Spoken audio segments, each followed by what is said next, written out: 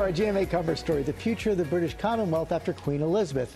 As some countries push to break away, can King Charles keep the Commonwealth united? TJ Holmes is at Buckingham Palace with the story. Hey, TJ.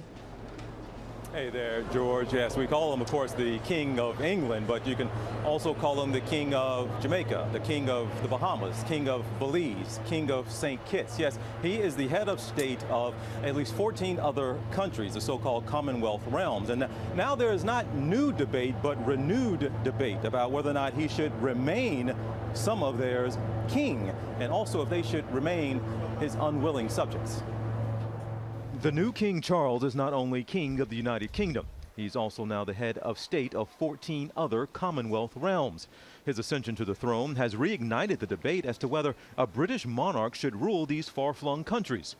Antigua and Barbuda already announcing they'll hold a referendum. He is sensitive to the kinds of difficult legacies and negative feelings that a lot of the populations of some former British colonies and members of the Commonwealth. Barbados broke ties just last year to become a republic, removing the Queen as head of state.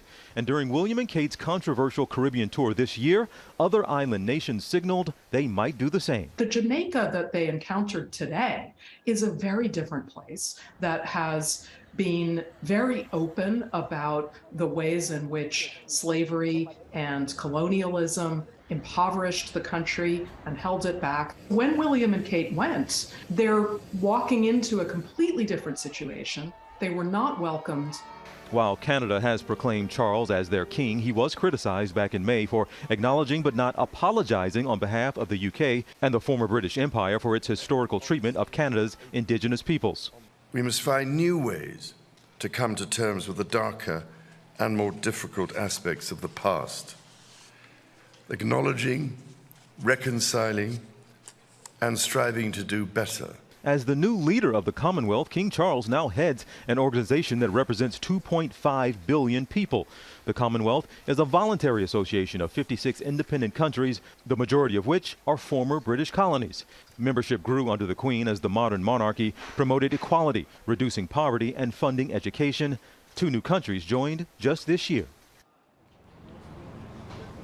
And during her reign, at one point, she was the head of state, Queen Elizabeth, of 32 realms. That was down to 15 total at the time of her death. And Robin, of course, the royal family, some members have spoken out against some of the abuses of the British Empire, colonialism, and particularly of slavery in some of the colonies. And now some people are trying to reconcile maybe what is an affection for this queen with the monarchy itself, and don't want to get two of the things kind of confused or conflated, and quite frankly don't want to get it twisted. Just because we love this woman, it doesn't mean we necessarily love the monarchy. Right, and as you said, this is nothing new. This is just renewed, what we're seeing and what we're talking about. All right.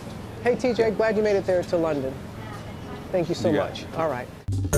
Well, hey there, GMA fans. Robin Roberts here. Thanks for checking.